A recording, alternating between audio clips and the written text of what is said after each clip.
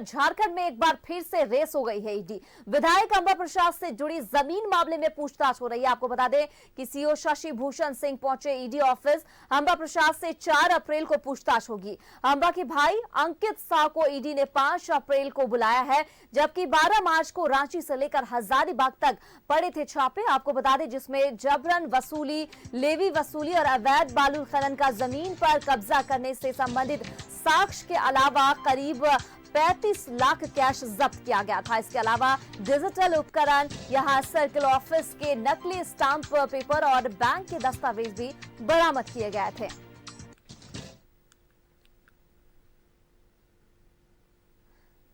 तो आपको बता दें झारखंड में एक बार फिर से ईडी जो है वो रेस होती हुई नजर आ रही है। तो अलग अलग वक्त ईडी की तरफ से दिया गया। अंबा प्रसाद से 4 तारीख को पूछताछ होगी, जबकि उनके भाई से 5 तारीख से पूछताछ होगी। शशि भूषण सिंह को पूछताछ के लिए बुलाया गया है। आपको बता दें कि अब यहां फिर से ईडी रेस होती हुई नजर आ रही है। तो झारखंड में एक बार फिर से रेस हुई है ईडी। 12 मार्च को ईडी ने छापेमारी की थी, जिसमें कि अलग अलग ठिकानों पर अंबा प्रसाद के जो करीबी रिश्तेदार थे उनके घरों पर छापेमारी की गई।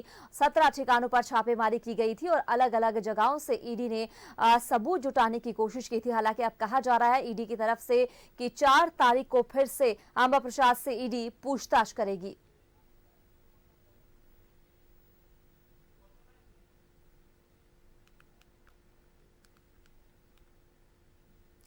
तो 12 मार्च को ईडी ने छापेमारी की थी। आपको बता दें कि फिर से कहा जा रहा है कि ईडी जो है अंबा प्रसाद को 4 तारीख को बुला सकती है और अंबा प्रसाद के भाई अंकित को भी यहां 5 तारीख का वक्त दिया गया है। अब ईडी जो है 5 तारीख को उनके भाई से पूछताछ करती हुई नजर आएंगी। हालांकि शशि भूषण सिंह से पूछताछ जो है वो यहां पर हो रही। अंबा प्रसाद से 4 अप्रैल को पूछताछ होगी, जबकि उनके भाई से 5 तारीख का वक्त दिया गया है। आपको बता दें 12 मार्च को ईडी ने छापेमारी कर अंबा प्रसाद के 17 ठिकानों पर छापेमारी की थी।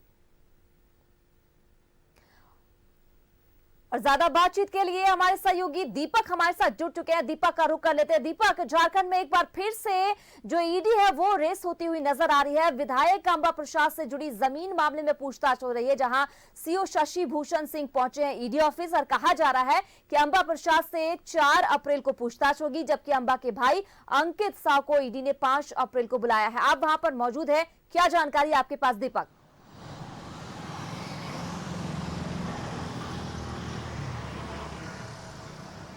जी बिल्कुल, देखिए ईडी दफ्तर में एक बार फिर पूछताछ का सिलसिला जो है वो शुरू हो गया है।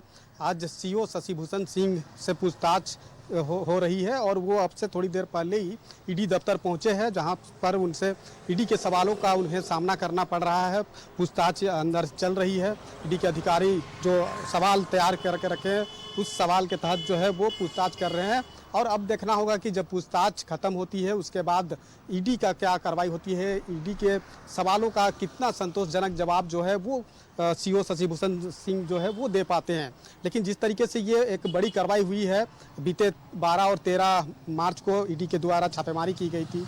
बड़कागांव के विधायक अंबा प्रसाद, पूर्व मंत्री योगेंद्र साव और सीओ शशि भूषण सिंह समेत कई अन्य लोगों के अलग अलग ठिकानों पे, लगभग 20 ठिकानों पे छापेमारी की गई थी और उस छापेमारी में ईडी को कई अहम जानकारी जो है वो मिला है, जिसमें बालू की अवैध तरीका से खनन करने, ज़मीन पर अवैध तरीका से कब्जा करने और आपराधिक गतिविधियों में शामिल होकर के सबकी जो भूमिका रही है उसको लेकर के ईडी की तरफ से जो है वो खुलासा भी किया गया है।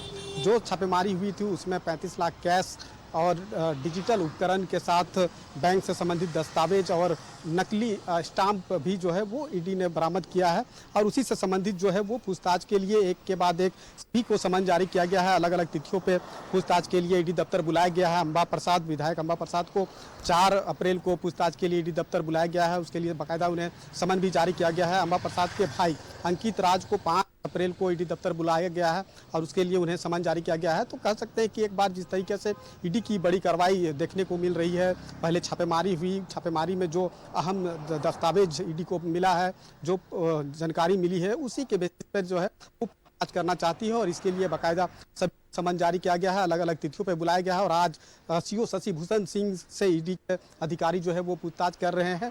तो शशि भूषण सिंह जो पहले भी जो है वो चर्चा में रहा है अपने कारनामे की वजह से, और एक बार फिर वो ईडी के रडार पर आए हैं। और ईडी जिस तरीके से उन जो छापेमारी की थी और जो ईडी को बरामद जो दस्तावेज है मिला था, उसी के बेसिस पर पूछताछ जो है वो चली गई। अब देखना होगा कि पूछताछ कितना लंबा चलता है और पूछताछ के क्रम में जो है वो सीओ शशि भूषण सिंह ईडी के सवालों का कितना संतोषजनक जवाब दे पाते हैं, ये सबसे अहम होगा। लेकिन जिस तरीके से ईडी दफ्तर में एक बार फिर जो है वो हलचल कहीं ना कहीं बढ़ी है, पीते आपने देखा होगा कि एक के बाद एक अलग अलग मामलों को लेकर के जब कार्रवाई की गई थी, छापेमारी हुई थी और उसके बाद पूछताछ का जो सिलसिला है वो लगातार चल रहा था।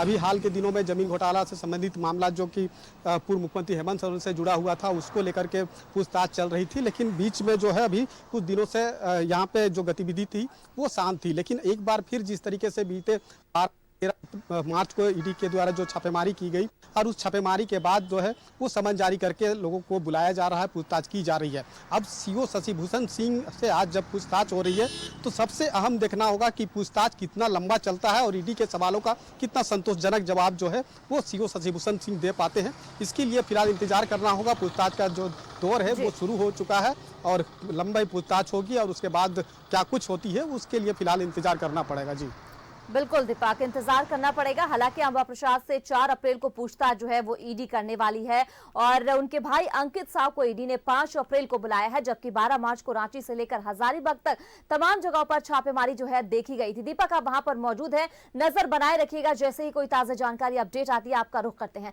तमाम जानकारी के लिए दीपक बहुत बहुत शुक्रिया आपका।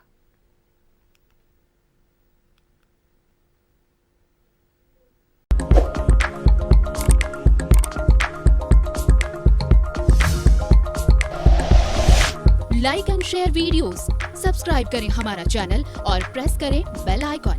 न्यूज़ 11 भारत, सच है तो दिखेगा।